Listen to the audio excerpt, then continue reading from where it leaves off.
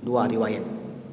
Riwayat yang ketiga, ma min mayyitin, tidaklah seorang mayit yaqra'u ala ra'sihi yasin, dibacakan di bagian kepalanya surat Yasin, illa hawanallahu alaihi, melainkan orang itu akan dimudahkan. Hawin artinya mudah. Allahumma hawin alaina fi sakaratil maut. Ini ayat hadisnya begini Bapak Ibu. Diuji cobalah Pak oleh orang-orang kita, orang-orang yang mengamalkan ini. Suatu ketika datanglah Bapak, saya Ustaz di satu rumah sakit Pekanbaru ini. Tak bisa kita sebutkan rumah sakitnya Bapak Ibu. Saya coba, saya baca nih. Awalnya sulit ketika akan meninggal. Ketika saya baca surat Yasin Ustaz, alhamdulillah, mudah orang ini Ustaz.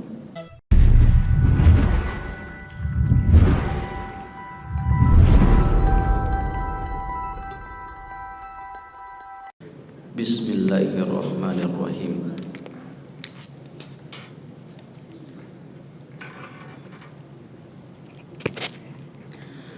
Assalamualaikum warahmatullahi wabarakatuh. Alhamdulillahi rabbil alamin, khalaqal mauta wal hayata liyabluwakum ayyukum ahsanu amala. Ashhadu an la ilaha illallah wahdahu la syarikalah, wa ashhadu anna Muhammadan abduhu wa rasuluhu la nabiyya ba'dah. Allahumma salli wa sallim ala habibina al-Mustafa Muhammad sallallahu alaihi wasallam. Bersyukur kepada Allah dengan mengucapkan alhamdulillahi rabbil alamin. Berselawat kepada baginda Nabi, Allahumma salli ala Sayyidina Muhammad wa ala ali Sayyidina Muhammad. Kaum muslimin, Bapak Ibu hadirin hadirat yang dimuliakan Allah, pada pagi ini kembali kita lanjutkan kajian perjalanan hidup setelah kehidupan di dunia ini, yaitu masih kita membahas buku Agar Mudah Sakratul Maut. Kemarin Bapak Ibu yang ada yang pernah beli buku ini, pas pengajian saya dibawa saja, karena kurikulum kajian ini saya yang susun sendiri dan saya sampaikan di beberapa pengajian. Jadi buku ini adalah buku yang saya tulis, yang saya ramu, kemudian saya carikan babnya yang berkaitan dengan pembahasan kita. Baik, pada pagi ini kita berada di halaman yang ke-28. Judul besarnya, detik-detik sebelum roh dicabut. Detik-detik sebelum roh dicabut. Maka detik-detik sebelum roh dicabut ini ada dua. Yang pertama, roh orang beriman, yang mana sudah kita jelaskan di Senin yang lalu. Pada pagi ini kita akan menjelaskan detik-detik sebelum roh orang-orang yang tidak beriman. Samakah kondisinya? Tidak sama. Kalau orang-orang yang beriman kemudian mereka beramal soleh, maka Allah Subhanahu wa taala menyebutkan di dalam Al-Qur'an, ruh mereka itu keluar dengan tenang, dengan mudah, dan bahkan mereka mendapatkan berita-berita gembira daripada malaikat pembawa rahmat. Karena kepada mereka diperlihatkan tempatnya sesudah itu. Tempatnya ini maksudnya di mana? Di alam barzakh atau di alam kubur. Alam kubur bukan kuburan. Saya kira tak perlu saya ulang lagi Bapak Ibu, alam kubur bukanlah kuburan. Nah, jadi orang-orang yang beriman ketika akan meninggal, maka mereka diperlihatkanlah tempatnya di alam kubur.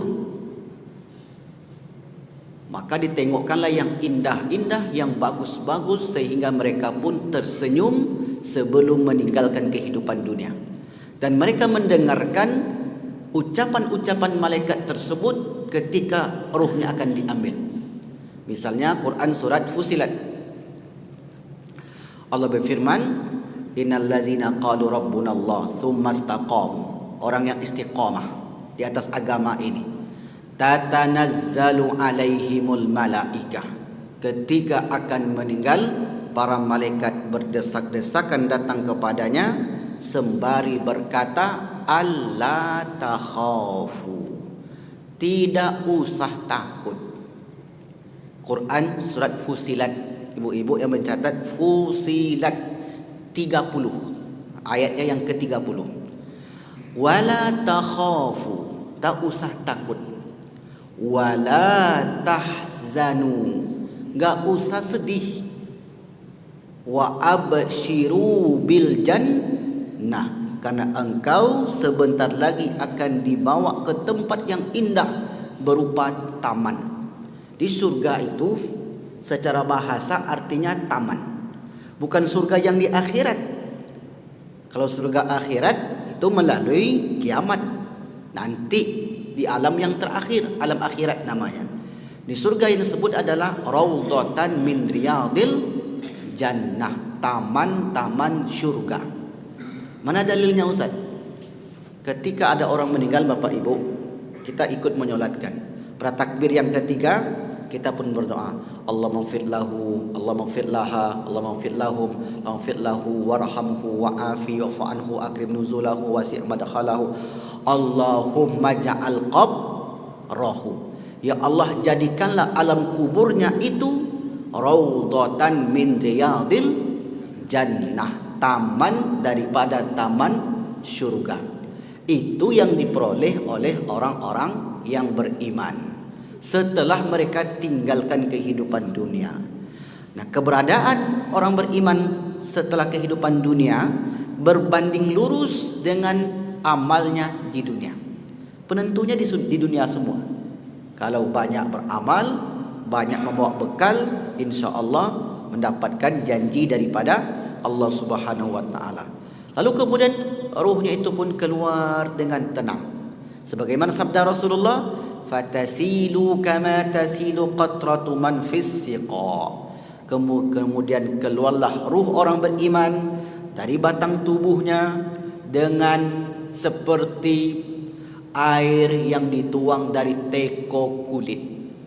Seperti apa ibu-ibu menuang air dari teko kulit, disambut pula dengan gelas kulit. Seperti itulah bunyinya, seperti itulah halusnya, sehingga orang ini kalaupun merasakan sakit, orang yang berperang itu Bapak Ibu, fisabilillah, nampaknya zahirnya tu sakit, kena ditebas, tangannya luka, mungkin lehernya ini. Tapi apa kata Nabi?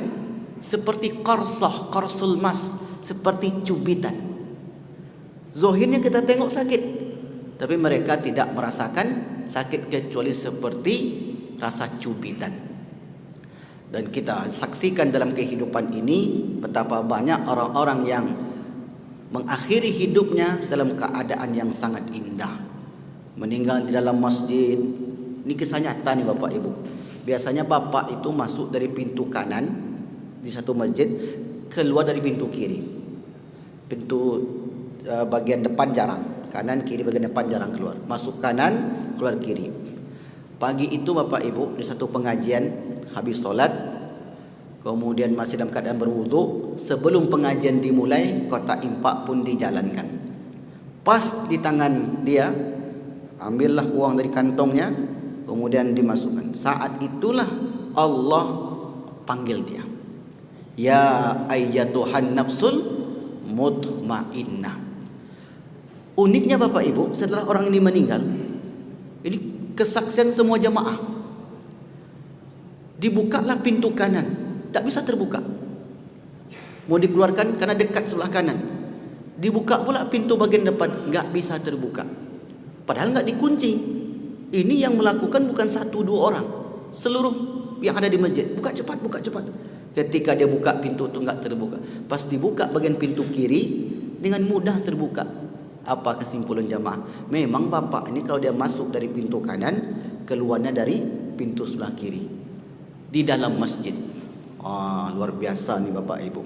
Maka oleh karena itu kita berharap kepada Allah, Allah wafatkan kita dalam keadaan terbaik. Baik. Ini kata Al-Quran, wan nasyitati nashta, demi malaikat yang mencabut roh orang-orang beriman dengan lemah lembut. Ini satu sisi, kabar gembira bagi orang-orang beriman yang beramal. Tapi di sisi lain, ada orang yang akan meninggal sebaliknya, mendapati keadaannya sangat sulit.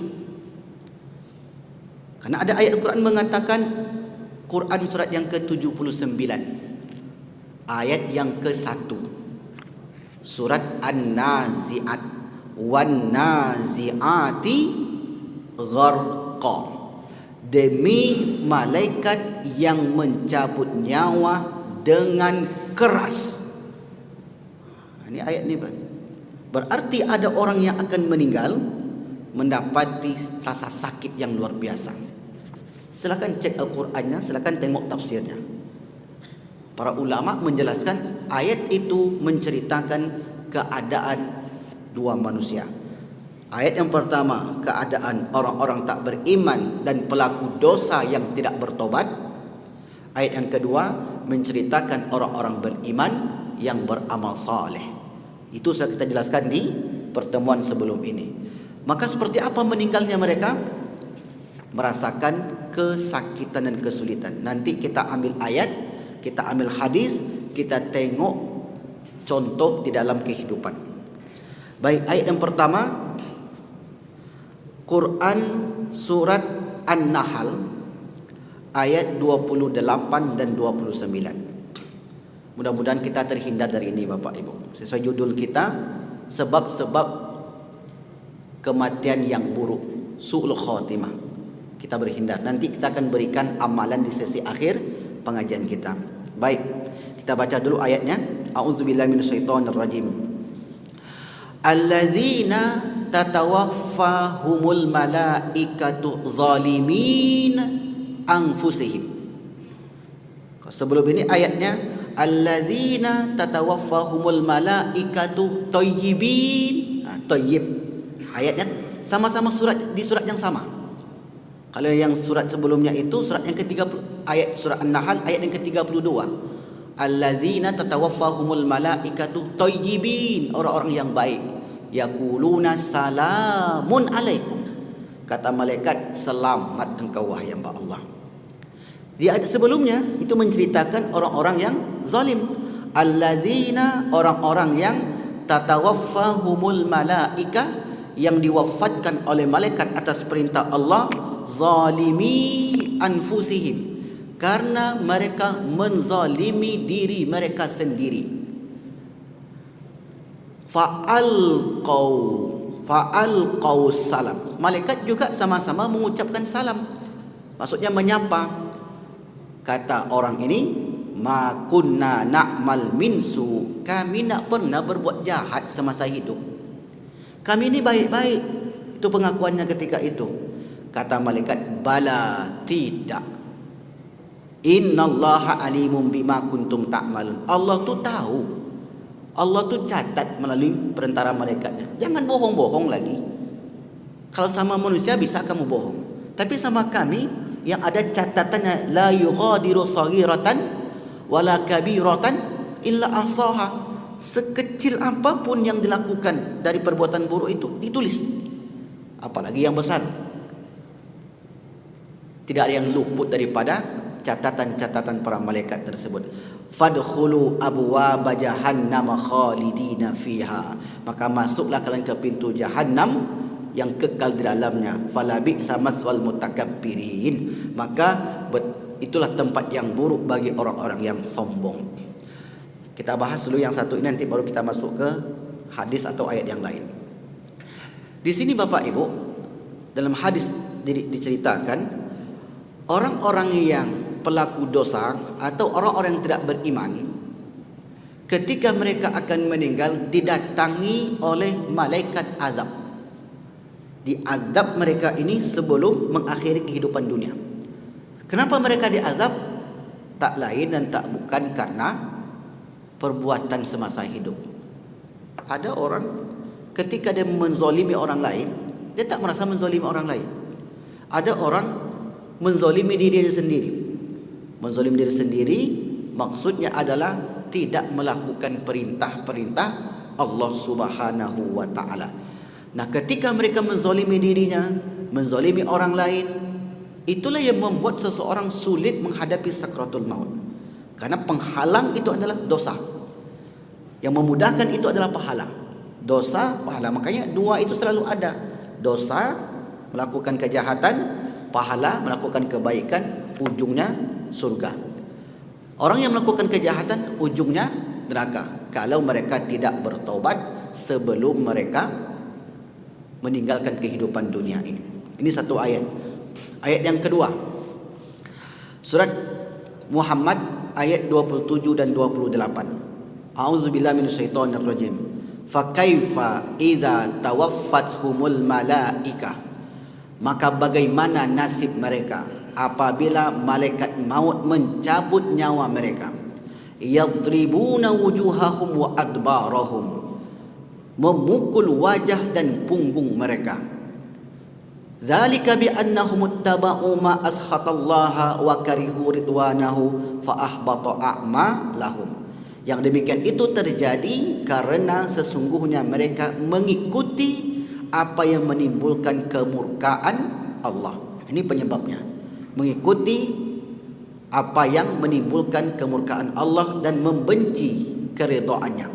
Oleh karena itu dia menghapus pahala-pahala amal mereka. Ayat yang kedua, kita tambah satu lagi ayatnya. Quran surah Al-An'am ayat yang ke-93. Walau tara, wahai Muhammad, sekiranya engkau melihat idzal zalimuna, orang-orang zalim, fi ghamaratil maut, ketika akan meninggal, wal malaikatu basitu aydiyahum, dan para malaikat membentangkan tangannya, akhriju anfusakum. Ini kata para ulama menjelaskan itu. Ini fisik orang. Ketika rohnya akan keluar, akhriju, sambil memukul-mukul. Yadribunahu wujuhahum adbarahum, memukul wajah dan punggung mereka. Ini gambaran Bapak Ibu. Karena itu kan menunjukkan azab yang diperoleh oleh orang tersebut. Kalau bahasa kita aja, keluar. Dah, kamu jangan lama sini. Sambil menepuk-nepuk, memukul-mukul wajah dan punggung orang tersebut. Maka disinilah keadaan orang-orang yang zalim tadi mendapatkan rasa sakit yang luar biasa. 3 ayat yang menjelaskan tentang bagaimana ruh itu keluar ketika orang tidak bertobat. Bapak Ibu yang dimuliakan Allah Subhanahu wa taala, kisah nyata. Yang pertama kisahnya diceritakan oleh seorang pemilik rumah sakit di Pekanbaru. Itu kisahnya sudah lama terjadi. Dia dan anaknya seorang dokter.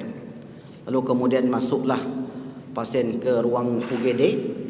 Lalu kemudian dibaringkan di tempat tertentu, ya, tempat pembaringan. Lalu kemudian setelah diberi obat, kemudian orang ini pun melompat dari tempat pembaringan tadi dan membanting badannya ke lantai dan dinding. Dia sendiri Bapak Ibu membantingkan badannya ke lantai dan ke dinding. Setelah hal itu terjadi, anaknya pun bertanya, "Pak," kata dia, "apakah ini reaksi obat tadi?" Kata ayahnya, "Tidak." Kenapa? Karena setiap orang yang masuk ke sini kita beri obat yang sama. Enggak ada reaksi obat. Jadi ini sebenarnya reaksi apa? Itu di luar kuasa kita, katanya. Kita tak tahu. Entah apa yang terjadi dengan orang ini. Kacamata ilmu kesehatan, ilmu kedokteran enggak bisa mendeteksi perkara gaib. Yang hanya bisa mendeteksi perkara gaib itu dalil. Kira-kira kenapa? Maka kemudian terhenti sampai di situ saja Bapak Ibu. Sampailah kemudian kita jelaskan pengajian ini setahun yang lalu, pas pula kebetulan dokter itu hadir, maka barulah teringat kisah itu beberapa dekade yang silam. Rupanya mungkin inilah penyebabnya, Ustaz. Kenapa orang tersebut tiba-tiba membantingkan badannya, kemudian membantingkan badannya ke lantai dan ke dinding, kemudian meninggal sesudah itu. Karena dosa yang dibawa menghadap Allah Subhanahu wa taala. Satu kasus, satu contoh. Syukran. Contoh yang kedua, Bapak Ibu. Ini yang berkisah itu rata-rata dokter, dan saya suka bertanya kepada dokter karena tempat rumah sakit itu banyak kejadian yang tak masuk akal. Orang ini lumpuh, sudah lama sekali terbaring di pembaringan di rumah sakit. Lalu kemudian tiba-tiba dia duduk. Ketika dia duduk, dia pun muntah darah 1 meter mungkin, Pak, semburannya itu. Kemudian dia baring meninggal. Dokter pun heran. Orang ini sebenarnya nggak bisa duduk, tapi kenapa tiba-tiba di hari itu dia duduk? Kenapa tiba-tiba saat itu dia mampu untuk duduk? Bingunglah para dokter ini. Ini nggak masuk cerita ni. Secara ilmu kesehatan maka kita tidak bisa mendeteksi. Sampailah saya bertemu dengan dokter ini, saya bacakan ayat tadi. Alladzina fa kaifa idza tawaffatuhumul malaika. Bagaimana para malaikat itu mewafatkan orang-orang yang zalim, pelaku dosa yang tidak bertobat. Yadribuna wujuhahum wa adbarahum. Mereka ditampar wajah dan punggung mereka. Ditampar wajah dan punggung mereka. Dalam ayat yang lain, walau tara iz yatawaffal ladina kafaru. Jika engkau melihat orang-orang yang kafir itu, orang yang ingkar kepada Allah itu, yadribuna wujuhahum adbarahum, ditampar-tampar wajah dan punggung mereka sembari berkata, zuqu adzabal hariq, rasakanlah olehmu azab yang menyala-nyala. Zalika bima qaddamat aydikum, hal itu tidak lain, tidak bukan karena perbuatan tanganmu. Wa annallaha laisa bizallamin lil abid, dan Allah tidak pernah berbuat zalim kepada hambanya. Suatu kali Bapak Ibu saya ngisi kajian di luar kota. Kemudian setelah selesai pengajian yang sama, datanglah pengurus ke saya. Ustaz, dulu di sini ada orang ketika akan meninggal, ketika akan ruhnya itu dicabut, minta tolong. 2 hari 2 malam dia menghadapi sakaratul maut, sakit luar biasa. Tolong, kata dia, minta tolong ni. Tak tahu penyebabnya Bapak Ibu. Dicek sakit, enggak ada sakitnya. Tengok badannya, ya biasalah orang sakit demam itu. Tapi saat itu dia pun minta tolong yang luar biasa. Sampai dia meninggal. Setelah ditelusuri, rupanya orang ini dukun. Jadi dia bermain dengan jin, bermain dengan setan. Yang tak tahu apa yang dilakukan. Dukun kan macam-macam yang dilakukannya Bapak Ibu. Mungkin dia menyantet orang dan seterusnya. Wallahu a'lam bishawab. Dan sebelum meninggal, dia tak bertobat. Sebelum meninggal dia tidak tinggalkan itu semua. Lalu kemudian 2 hari 2 malam itu, disitulah dia merasakan kesakitan luar biasa. Ketika tengok di badannya Bapak Ibu, rupanya masih terpasang jimat. Jimat itu salah satu membuat orang itu susah meninggal Bapak Ibu. Tak percaya, banyak saya tanya kepada jamaah. Ketika susah dia meninggal ni, rupanya ada saja di gelang tangannya, ada saja di cincinnya, ada saja di pinggangnya. Sampai dilepaskan itu jimat dan dibacakan ayat-ayat Al-Quran, maka di sinilah dia pun mendapatkan kemudahan. Sebelum itu merasakan kesulitan. Yang membuat seseorang sulit karena dia telah berbuat syirik kepada Allah Subhanahu wa taala.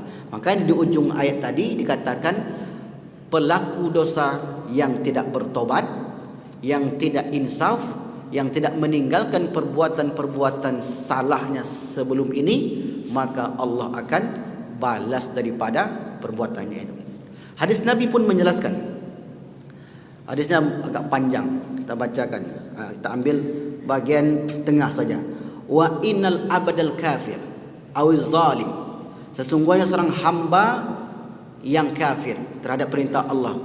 Wa idza kana rajulus su', dalam riwayat lain laki-laki yang seorang yang melakukan dosa.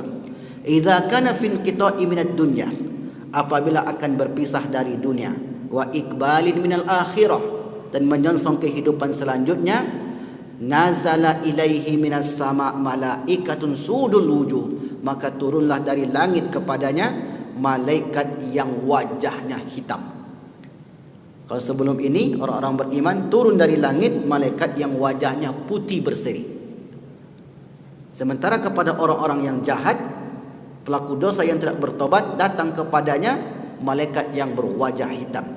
Ma'ahum musuhu, di tangannya itu ada besi pengait.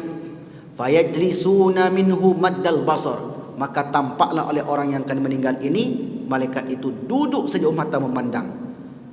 Summa yaji'u malakul maut, setelah itu baru kemudian malaikat maut datang. Prosesnya begini. Roh ada di dalam batang tubuh kita. Sebelum roh dicabut, datang malaikat pemberi kabar gembira bagi orang beriman. Setelah kabar gembira disampaikan, roh itu diambil oleh malaikat maut. Setelah malaikat maut mengambilnya, diberikan lagi roh itu kepada malaikat rahmat. Saya ulang lagi, dalam hadis disebutkan datang malaikat rahmat memberi kabar kepada calon simait, orang-orang beriman. Sampailah kabar itu diberitakan. Setelah selesai semua, malaikat maut pun mengambil. Sebentar aja kerjanya Bapak Ibu, dia ambilnya. Setelah diambil tak lama di tangan malaikat maut ini, maka roh tadi diambil kembali oleh malaikat rahmat tadi. Tengok saja nanti dalilnya di sini. Saya tak baca lagi. Nah, orang-orang yang zalim pun demikian.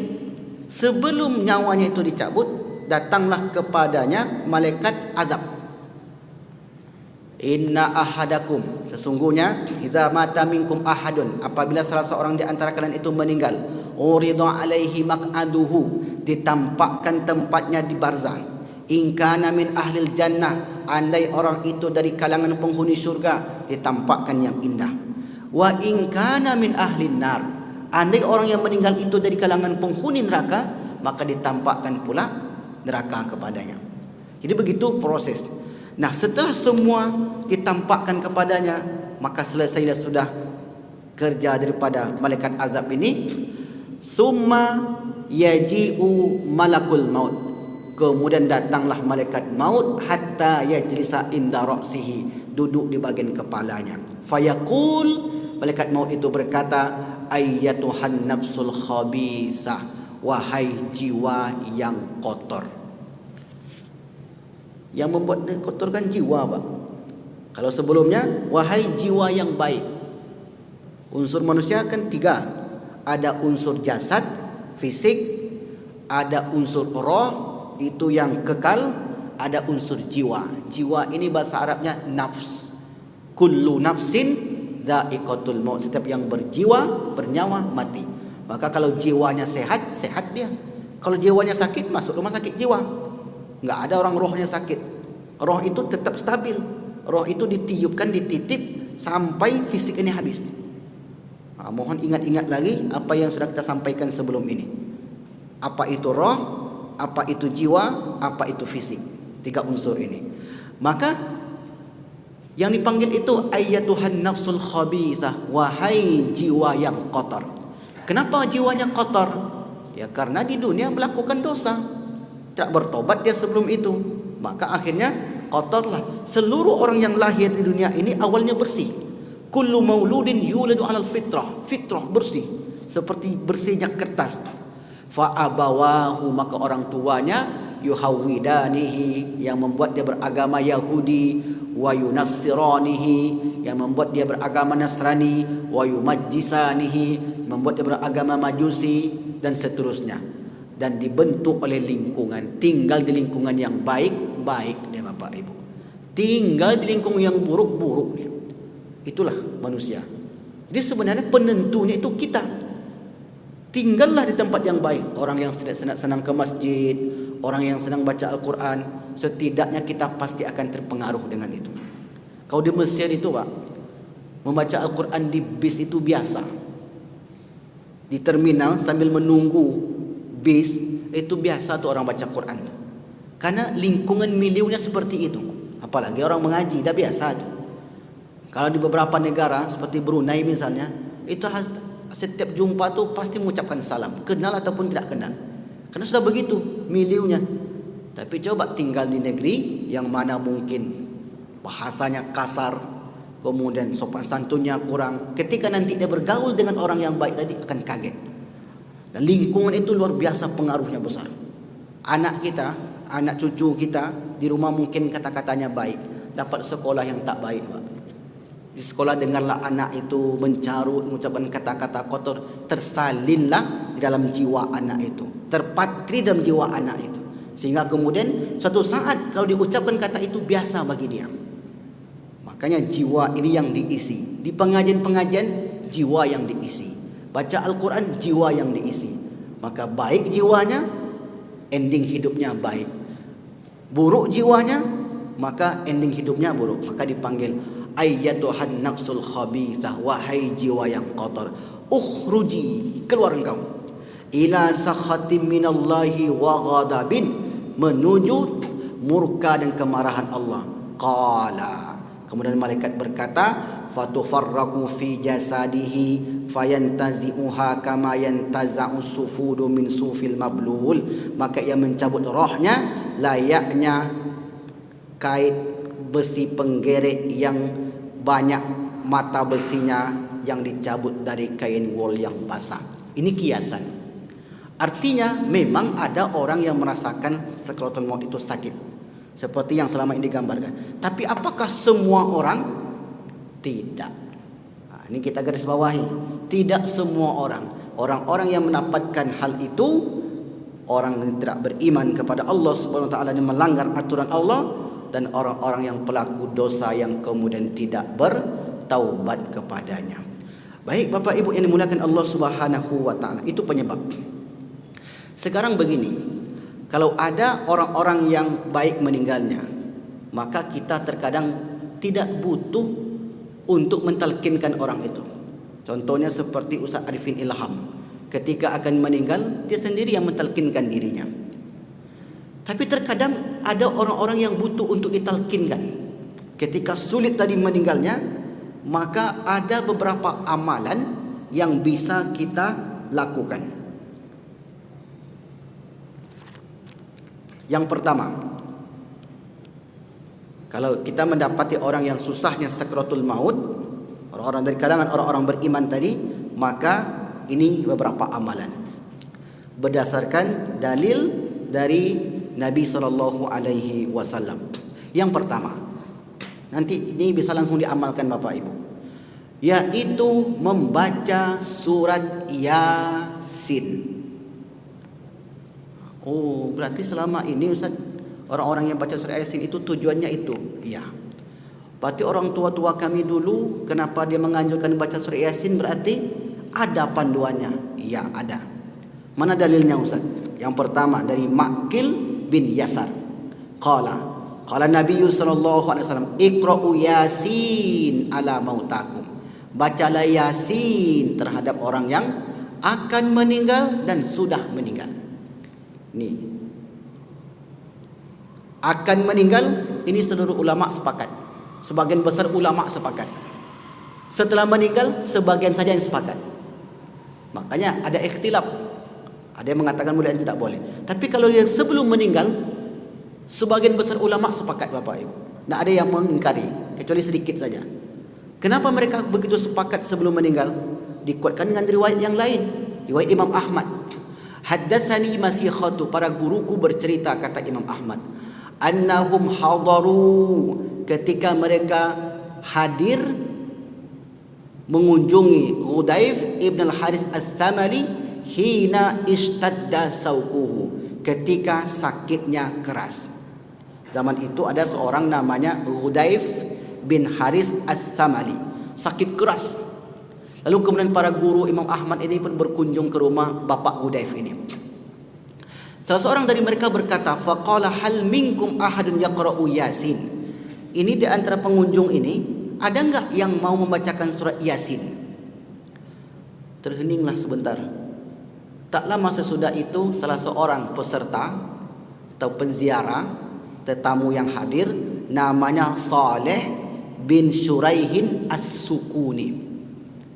Siapa namanya Bapak Ibu? Saleh bin Shuraihin As-Sukuni. Qala faqara'aha Saleh ibnu Shuraihin As-Sukuni.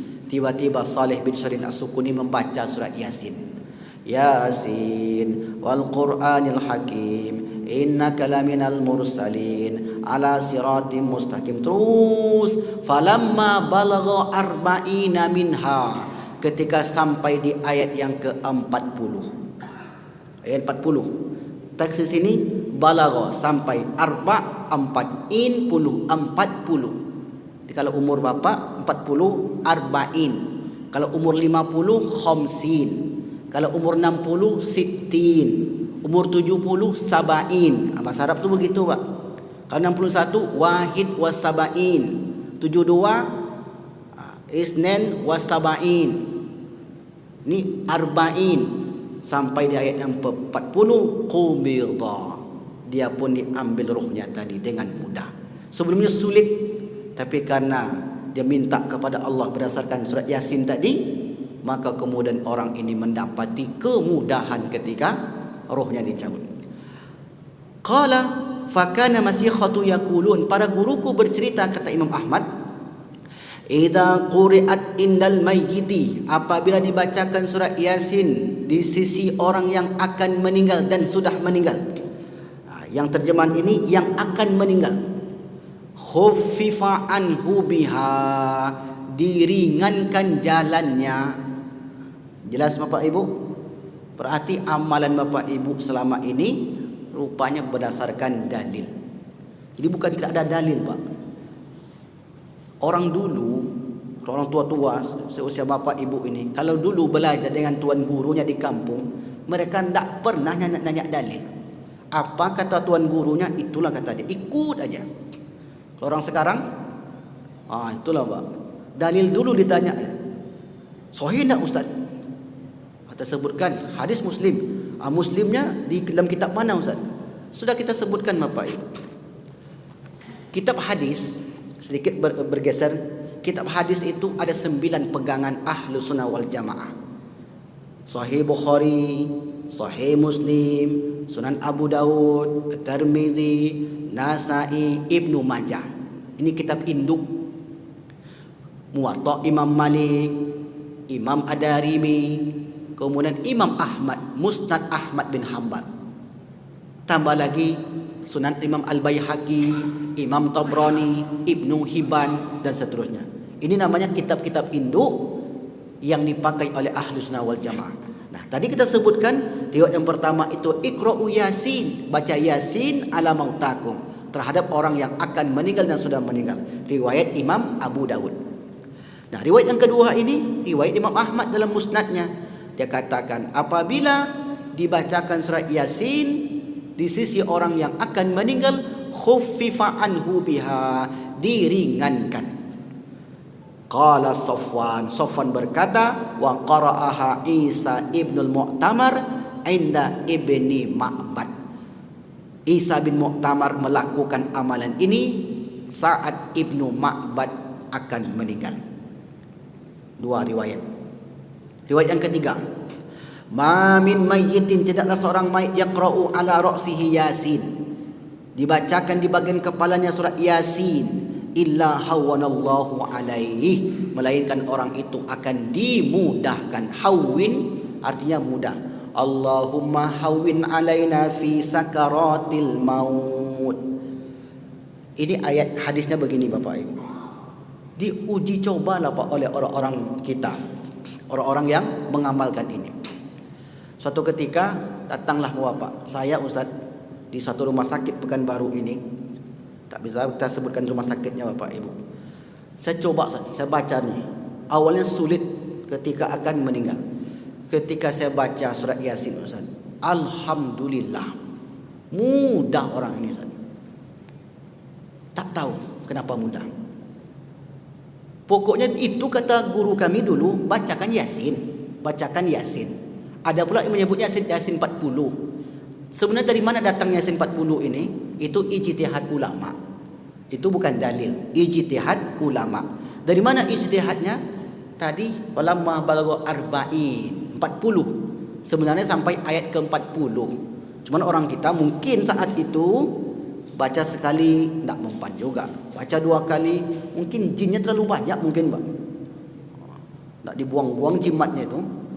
Mungkin itulah penyebab sampai berkali-kali dibacanya. Nah, sebenarnya cukup saja sekali Bapak Ibu. Kalau ini orang sudah muda, maka setelah itu baru kita talkinkan saat nyawa di kerongkongan. Ini amalan pertama, bacakan surat Yasin. Dan orang-orang tua kami bercerita ke saya, pengalaman kami banyak seperti itu. Banyak kami temukan saat ada orang-orang yang sulit sekatul mautnya, kami bacakanlah surat Yasin tersebut. Amalan yang kedua, membaca surat Ar-Ra'du. Pernah Bapak Ibu dengar? Kalau sudah dengar berarti nyambung kaji kita. Yang belum pernah dengar, kita bacakan dalilnya. Wa qad akhraja Ibnu Abi Syaibah. Ibnu Abi Syaibah mengeluarkan hadis. Wal Marwazi, Imam Marwazi fil Janaiz dalam kitab bab jenazah. An Jabir, dari Jabir bin Zaid qala berkata, kana yastahibbu, dianjurkan, idza hadaral mayyita, apabila ada orang yang mengunjungi calon si mayit, ayyaqra'a indahu, dibacakan di sisinya surat Ar-Ra'di, surat Ar-Ra'du. Fa inna dzalika, kana surat Ar-Ra'du itu yukhaffifu anil mayyit, meringankan si mayit. Wa innahu ahwanu liqabdihi, dan memudahkan qabd. Qabd itu artinya pengambilan ruh ini. Wa aisaru li sya'nihi, dan memudahkan urusannya sesudah itu. 3 keutamaannya, Bu. Baca surah Ar-Ra'du sampai selesai, Ustaz. Tak mesti sampai selesai. Karena di ayat yang ke-11, coba Bapak Ibu cek Ar-Ra'du di ayat ke-11-nya. Kira-kira tentang apa ceritanya itu? Tentang malaikat yang menjaga sekeliling kita. Lahu mu'aqqabatum min baini yadai wa min khalfi. Lahu mu'aqqabat, baginya manusia itu mu'aqqab, pengawas. Artinya kita ini ada pengawas. Dalam bahasa lain namanya itu jin qarin. Qarinul minal malaika wa qarinul minal jin. Jadi kita ini ada qarinnya yang mengiringi kita kemana-mana dari kalangan malaikat. Itu buat kita semangat dalam beribadah. Ada di kalangan jin yang buat kita tak semangat beribadah. Jadi kalau jin itu diganggunya kita, Pak. Sedang ngaji diganggu juga. Kata jin itu, engkau tidurlah, kata dia. Jadi yang tidur itu diganggu sekarang. Ada yang tidur ini? Tidak ada, alhamdulillah. Tidak ada 1, 2 ada. Qarinun minal malaika, qarin malaikat itu membuat semangat, Pak. Nah, jin inilah yang membuat kita terganggu tadi.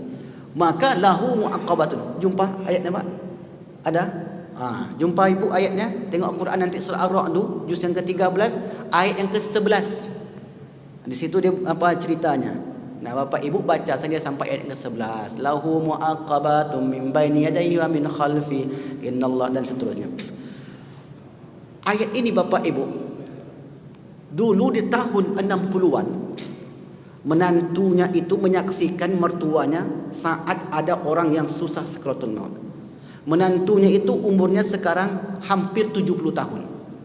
Namanya Pak Haji Suhemi. Dulu Ustaz, kata dia, setelah saya bacakan riwayat ini, dulu Ustaz mertua saya itu pernah menangani orang yang susah sakaratul mautnya. Datanglah dia ke kamarnya itu, dibacakan surat Ar-Ra'du. Saya tak tahu Ustaz, kok ayat itu, kok surat itu yang dipilih oleh mertua saya. Karena zaman itu termasuk Ustaz mertuanya dan tahu amalan semacam ini. Sampailah di situ dia, Bu, dibacakan surah Ar-Ra'du tadi. Allahu Akbar. Di situlah terjadi keajaiban. Keajaiban yang luar biasa. Orang ini yang semulanya sulit, tiba-tiba dia mudah. Ini kalau dinalar Bapak Ibu, tidak sampai memang akal kita. Karena masuk dalam ranah-ranah gaib. Ranah mana ranah ini hanya iman saja yang bisa mendeteksinya. Iman yang mempercayainya. Kalau tak beriman tak akan percaya dia. Al-Quran itu bacaan saja. Al-Quran itu dilombakan saja, padahal Al-Quran jauh daripada itu. Makanya para ulama membahas i'jazul Quran, mukjizat Al-Quran. Kalau orang tak percaya, misalnya Bapak Ibu, kalau ada orang membacakan surah Al-Baqarah di rumahnya, maka setan lari daripadanya. Ada buktinya setan kabur dari rumah kita? Tak nampak buktinya, Pak. Tapi hadis Nabi mengatakan begitu. Al-baitul ladzi tuqra'u suratul Baqarah. Rumah yang dibacakan di dalamnya surah Al-Baqarah, tanfirus syaitan. Bima makna, setan itu kabur dari rumahnya. Nampak tak secara akal? Enggak. Ini yang mendeteksi adalah keimanan tadi. Sama semacam ini. Ini yang mendeteksi adalah iman. Contoh lain, di masjid ini ada enggak malaikat? Ada. Yakin? Nampak? Enggak. Kenapa percaya? Karena ada dalil. Di dalil itulah kita percaya. Nah, perkara gaib kita mesti sandarkan dengan dalil. Setelah mertuanya dibaca surah Ar-Ra'd tadi, saya pun tak hafal surah Ar-Ra'd tu Bapak Ibu. Boleh saja pakai Quran, enggak ada masalah.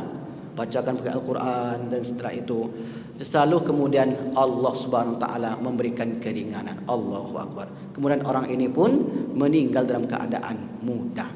Kalau kita mendapati orang yang sulit betul. Nah, ada yang tertinggal tadi sedikit. Berarti Ustaz, boleh kita baca Yasin setelah meninggal, orang itu meninggal? Boleh. Mana riwayatnya Ustaz? Ini agak mundur sedikit Bapak Ibu ya, tertinggal tadi. Al-mayyitu fil qabri, seorang mayit yang berada di alam kubur. Berarti kan sudah, berarti kan? Illa kal gharikil mutaghawwiz, seperti orang tenggelam yang meminta tolong. Mereka minta tolong kepada orang yang di atas, kepada kita yang hidup. Yantaziru da'watan, menunggu doa, min abin, dari ayah, au umin, dari ibu, au akhin, dari saudara, au sadiqin, dari kawan.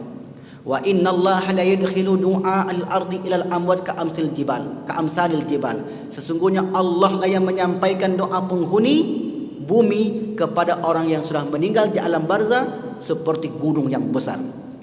Wa inna hadiyatal ahya, sesungguhnya hadiah orang yang hidup. Kan disebut kata hadiah itu, Pak. Kalau Bapak nanti, marilah kita hadiahkan bacaan ini untuk si fulan. Mana ada hadiah-hadiah Ustaz? Nah, ada hadiah-hadiah Ustaz. Saya heran orang begitu tuh Bapak Ibu. Apakah memang dia sengaja menolak atau memang tak baca dalil? Ini yang kita herankan, Pak. Mana hadiah-hadiah itu Ustaz? Tak ada hadiah. Sampai enggak Ustaz? Yang menyampaikan bukan kita Bapak Ibu. Kalau kita bilang, oh ya pasti ya, itu tak boleh. Yang menyampaikan siapa? Allah yang menyampaikan. Tadi kita bacakan teksnya, wa innallaha la yudkhilu, sesungguhnya Allah lah yang menyampaikan doa penghuni bumi ilal amwat, kepada orang yang sudah meninggal.